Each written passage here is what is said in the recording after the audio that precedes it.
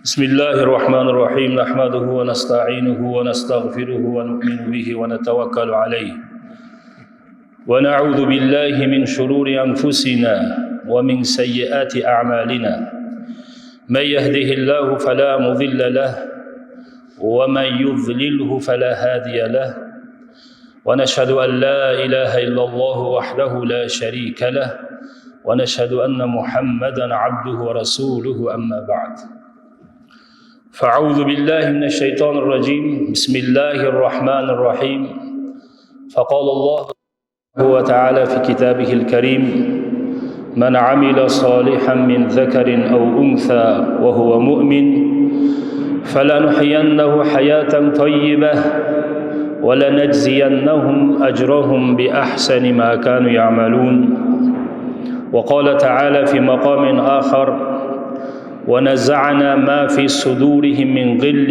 إخوانا على سرر متقابلين وقال عليه الصلاة والسلام قد أفلح من أسلمه ورزق كفافا وقنعه الله بما آتاه أو كما قال عليه الصلاة والسلام رب اشرح لي صدري ويسر لي أمري واحلل عقدة من لساني رب زدني علما والحقنا بالصالحين يا حي يا قيوم برحمتك نستغيث أصلح لنا شأننا كله ولا تكلنا إلى أنفسنا طرفة عين رب إني لما أنزلت إلي من خير فقير Урматтуу жамаат, урматтуу мусулман бир туугандар, Аллах Таала баарыңыздардын келгениңиздерди кабыл кылсын. Баарыңыздардын жума күнүңүздөр берекелүү болсун. Бул жума күнү Саййидул Айям, бул күндөрдүн эң жакшысы, Хаджул Масакин. Жана ошондой эле ажыга бара албаган, алы жетпеген адамдар үчүн бул ажылык болуп эсептелет. Бул күнү, жума күнү ким жума намазына даярданып, гусул алып, жуунуп, тазаланып, жаңы көйнөгүн кийип, атырдан себинип келе турган болсо, Аллах Таала анын баардык күнөөлөрүн кечирет.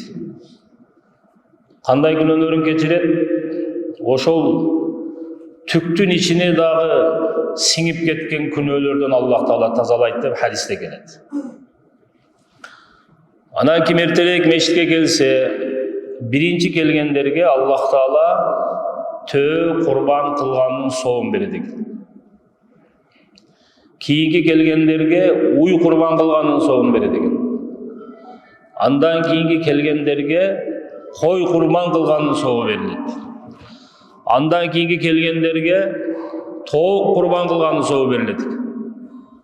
Эң акырында келет го кечигип. Аллах Таала ошондо куру койбойт экен да. Жумуртка курбан кылганын соогун берип коет экен ага дагычы. Ошон үчүн жума күндөрү урматтуу бир туугандар эртерээк келип, ошондой бир мажлистерге катышып, сөздү угуп, кичине жашоону өзгөрткөнгө себеп кылыш керек. Бул убакыт өтө берет. Дүнүйө деп, акча табам деп, ал ишти бүтүрүш керек, бул ишти бүтүрүш керек деп урматтуу бир тууганым жашоо өтүп кетип атпайбы? Кокустан эле өлүм келет, карасаң кабыр, ал-мауту яти багтатан вал кабру сундукул амал. Өлүм кокустан келет дейт. Кабыр бул амалдын сандыгы. Кабыр амалдын сандыгы дейт. Демек биз кабырга ошол кылган жакшылыкты гана алып кете алабыз да. Азыр мына баарыңыздар ар кандай машина менен келдиңиздер да жумагачы. Бирөө 570 минип келди, бирөө Tesla айдап келди, бирөө дагы бир кымбат баалуу машина менен келди, бирөө арзан машина менен келди. Айтыңыздарчы, кимиңиздер машинаңызды бияка айдап кире алдыңыздар мечитке? Баарыңыздар о сыртта стоянга токтотуп коюп кирдиңиздер. Туурабы? Эртең кабырда эле ошондой болот. Кабырга барабыз, бирөө миллионер болуп барат, бирөө миллиардер болуп барат.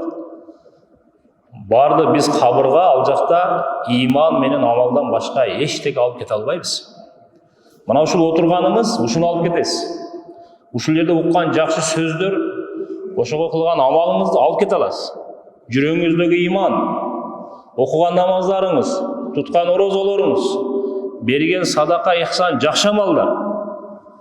Жакшы кулук мүнөз. Ушуну гана чогуу алып кете аласыз да, башка эчтеке алып кете албайбыз. Ошон үчүн мындай жыйындар бул Аллага жаккан жыйындар.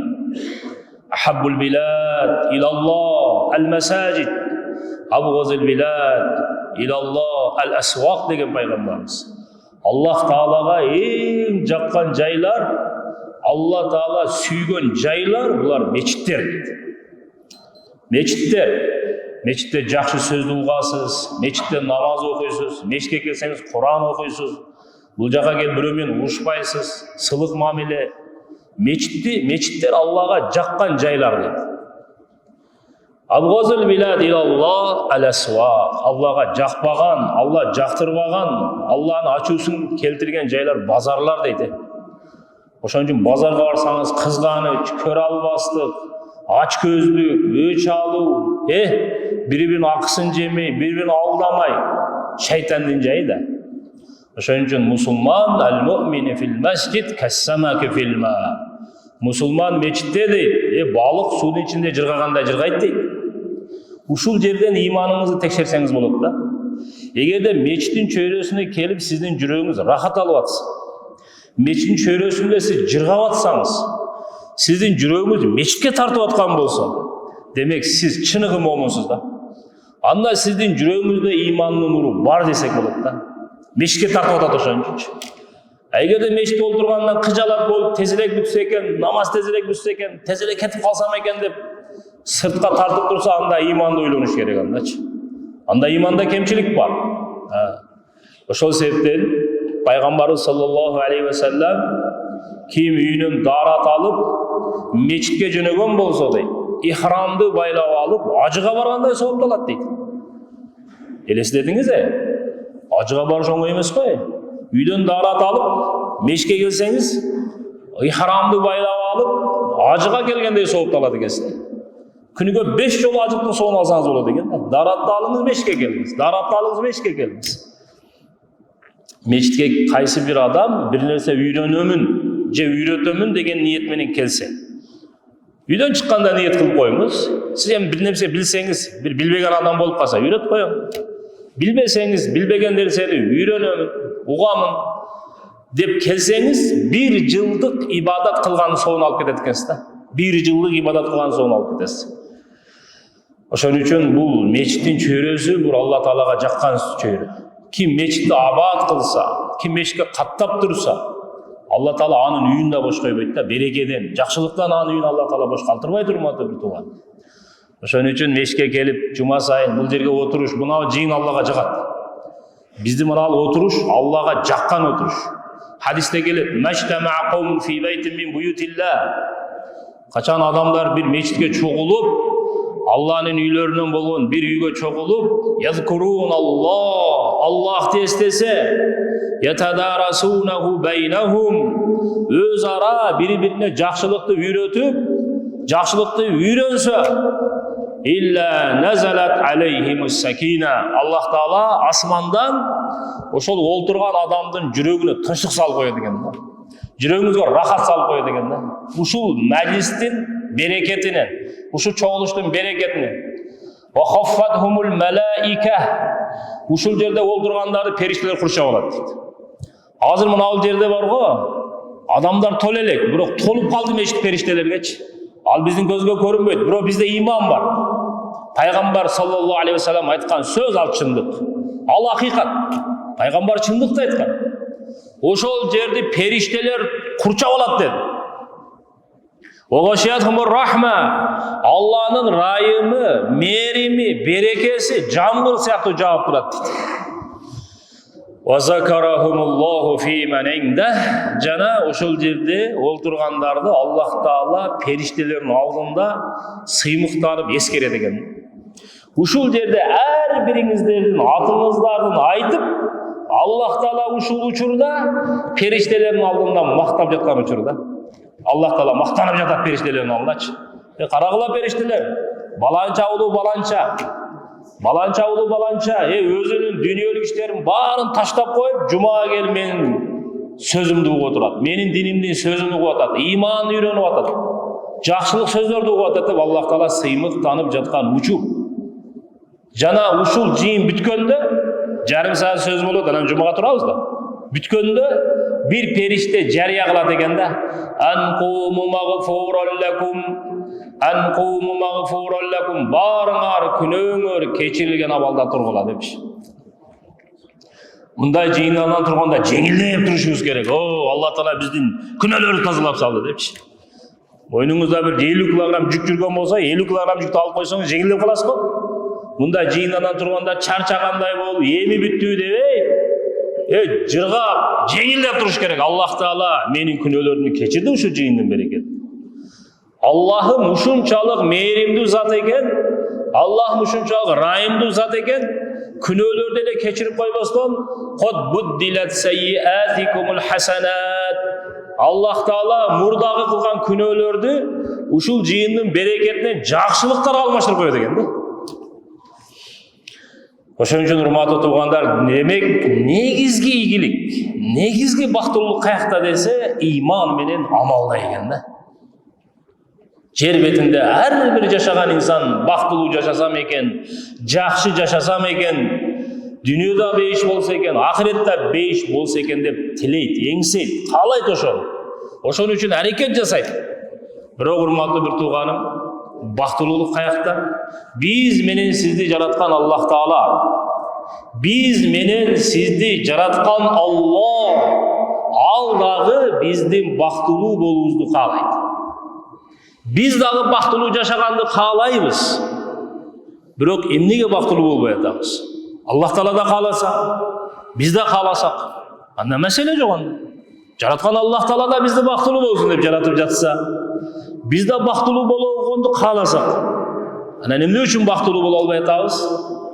Себеби Аллах Таала биз менен сизге сунуш кылган бактылуулук башка болуп атат, биз түшүнгөн бактылуулук башка болуп атат. İnsanın oyunda bizdin oyubuz boyunca bактылуу kim dese birinci эле мебизге акча келет де. Акчасы көп адам бактылуу болот депчи. Акчасы көп адам бактылуу болот. Акча маселени чечет деген курт кирип алган мебизгечи. Ошол баарыбызды кыйнап атат. Акча бардык маселени чечет. Урматтуу бир тууган, жараткан Аллах Таала Куранда кыяматка чейин келе турган инсандарга Аллах Таала эрежесин айтып койду.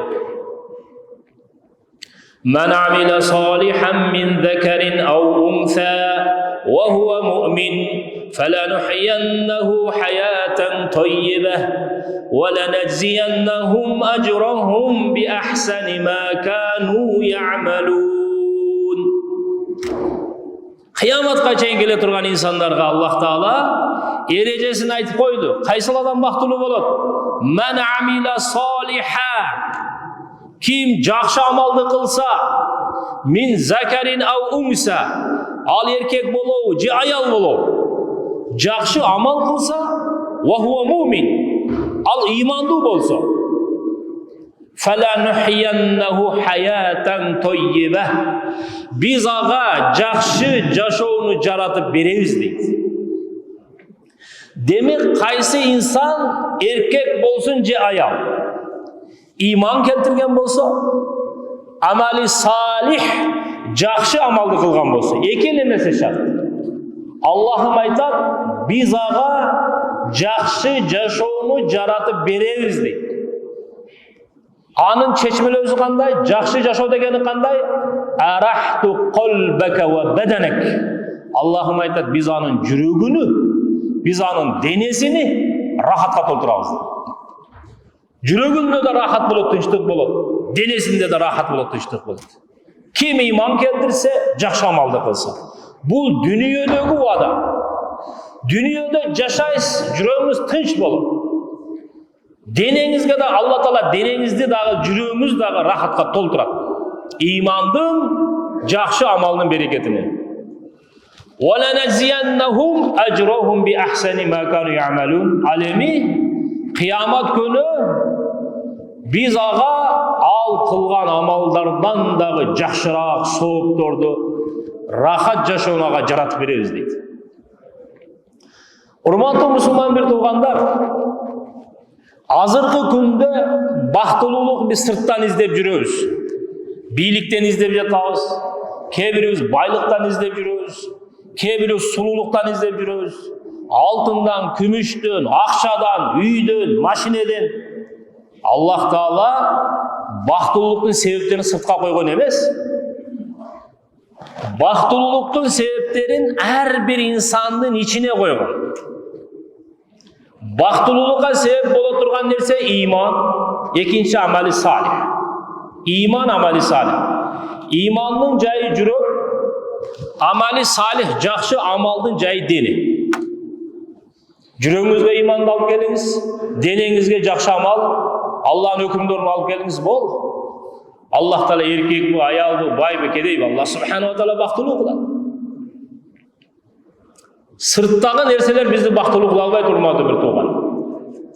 Ошол себептен эң биринчи инсанды бактылуу кыла турган нерсе бул иман. Эң биринчи иманыбызга мээнет кылышыбыз керек. Имандын жайы жүрөк. Пайгамбарыбыз саллаллаху алейхи ва саллям «Ала инна фил жасади ла музга». İnsanın denesinde bir üzüm et var. İza solihat solihal jasadu kulluhu. Eğer al et oң olsa bardık dene oң olur. Ve iza fasadat fasadal jasadu kulluhu. Eğer al üzüm et buzula turgan bolsa bardık dene buzulat dedi. Ala ve hiyel qalb kun koyup kılal jürök. Ala ve hiyel qalb kun koyup kılal jürök. Ala ve hiyel qalb kun koyup kılal jürök dedi. Demek жүрөк оң olsa бардық дене оң болады екен. Себебі жүрөк инсандын денесinin падышасы. İnsandын денесин жүрөк башкарат да. Жүрөк башкарат. Ошон үчүн бул жүрөктө Аллага болгон сүйүү болуш керек. Бул жүрөктө Алладан болгон коркунуч болуш керек. Бул жүрөктө Аллахтан болгон үмүт болуш керек. Бул жүрөктө Аллага болгон таяныч болуш керек. Бул жүрөктө Аллага болгон сүйүү болуш керек. Мына ошондо жүрөк оң болот. Hazreti Ali razıyallahu ta'ala aytқан: "Wa man i'tamada ala malihi faqad qalla." Kim özünün baylığına tayansa al kedey bolup kalat. "Wa man i'tamada ala sultanihi faqad zalla." Kim özünün biligine tayansa al kor bolup. "Wa man i'tamada ala ilmi aqlihi faqad ikhtalla." Kim özünün akılına tayansa al akılından ayrılar, kuru kalar. وَمَنْ اِعْتَمَدَ عَلَى عِلْمِهِ فَقَدْ ضَلَّ. Kim öz ilimine tayansa al tuğra yoldan adaşat dedi. وَمَنْ اِعْتَمَدَ عَلَى اللّٰهِ. Kim Allah'ın zatına dayansa, Allah'ın zatın gana süyse, Allah'ın zatından gana korksa, Allah'ın zatından gana ümit kılsa, Allah'ın zatına gana tayana turgan bolsa, وَلَا قَلَّ hiç kaçan kedey olmayın. وَلَا زَلَّ hiç kaçan kor olmayın. وَلَا ضَلَّ hiç kaçan tuğra yoldan adaşmayın. وَلَا اخْتَلَّ hiç kaçan al akılından koru kalmayın deydi. Kırgızda жақсы söz var mı? Kuday degen koru kalmayın deydi. Kuday degen koru kalmayın. Allah'ını istegen adam, Allah'ın razılığını izlegen adam, Allah menen mamilesini жақсы kılgan adam, al hurmat bulganlar eң bактылуу insan bulur. Peygamberimiz sallallahu aleyhi ve sellem ömrünün akırında bardık sahabaları çoğultup akırkı sözünü aytıp ketти. Peygamberin akırkı kerezi, akırkı kengeşi: "Men aslaha fîme beynehu ve beynallah, aslahallahu fîme beynehu ve beyne hulkihi." Kim özü menen Allah'ın ortasında mamileni жақсы kılsa, kim özü menen Allah'ın ortasındaki mamilesin oңdosa, kim özü menen Allah'ın ortasındaki dostluğun bekem dese, وَلَا قَلَّ hiç kaçan al kedey olmayız. Allah anı menen bardık mahlukların ortasındaki mamilesin жақсы kılıp koyat. Allah anı menen bardık mahlukların ortasındaki dostluğun bekem de koyat deydi. Oşun üçün en birinci iman degeni Allah'ını süyüşüz gerek. Allah'tan ümit kılış gerek. Allah'tan ümit kılgan adam Allah'ını hiç kimge muhtaç kılmaydı. Allah'tan ümit kılmasından, başkalardan tilenip, başkalardan soranıp жүрген adamga Allah Taala kedeyçilik eşiğini açıp koydu eкен de. Allah'dan korkan adamdan bardık mahluk korkmadı. Алладан коркпогон адам өзүнүн көлөкөсүнөн коркуп калат. Ошон үчүн Алланын затын максат кылып, Алланын ыраазылыгын издеп жашай турган болсок, ошондо урматтуу угандар, Алла менен биздин мамилебиз жакшы болот экен. Пайгамбарыбыз саллаллаху алейхи ва саллям Ибн Аббас деген сахабага насаат кылып жатып, "Я гулам, бала" деди. "Ихфазиллаха яхфазк, ихфазиллаха таджидху туджахак, иза саалта фасалиллах, ва иза стаанта фастаин биллах." Бала, ихфазиллаха яхфазк. Сен Алланы сакта, Алла сени сактайт dedi. Аллах Таала сактоого муктаж эмес. Алланы сакта дегендин мааниси Аллахтын өкүмдөрүн сакта. Аллахтын өкүмдөрүн калтырба. Аллахтын өкүмдөрүн аткарсаң, яхфазка, Аллах сени сактап коет. Сен Аллахтын ишин бүтүрсөң, сен Аллахтын айтканын кылсаң, Алла сенин айтканыңды кылат. Сен Аллахтын ишин бүтүрсөң, Алла сенин ишиңди бүтүрөт. Ихфазиллаха таджидху туджахака. Алланын өкүмдөрүнө бекем бол. Дайым Аллахтын жардамы сени менен бирге болот dedi. Иза саалта фасалилла. Сурасаң Аллахтан гана сура. Сурасаң Аллахтан гана сура. Аллахым айтат: "Я айюхан нас, инсандар, я айюхан нас, антумул фуқаррау илаллах, валлаху вал ганиюл хамид." Силер Аллахтын астына барыңар кедейсиңер. Силер Аллахтын астына барыңар жакырсыңар. Валлаху вал ганиюл хамид. Алланын заты бай зат. Алланын заты чексиз. Аллах Тааланын казынасы чексиз. Ошон үчүн сурасаңар Алладан гана сура. Иза саалта фасалилла. Сурасаң Аллахтан гана сура. Жардам керек болсо Аллага гана кайрыл. Билип кой. Эгерде бардык инсандар сага зыян берүү үчүн чогула турган болсо, Алла каалаган гана зыянды жеткире алат. Андан ашка зыян жеткире албайт. Эгер адамдардын бардыгы чогула турган болсо, сага пайда жеткирүү үчүн Алла каалаган гана пайданы жеткире алат деп. Ошон үчүн урматтуу бир тууганым, Аллага ишенип, Алланы сүйүп, Аллага таянып, Аллахтан үмүт кылып, Алладан коркуп жашаган мына ушуну айтат иман деп. Жүрөккө иманды алып келдикпи? Эми денеге Алланын өкүмүн алып келели.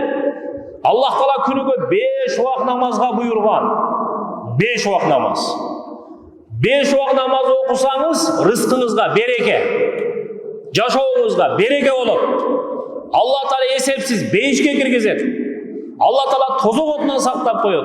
Алла Таала рызкыңызды кенен мол кылып коет.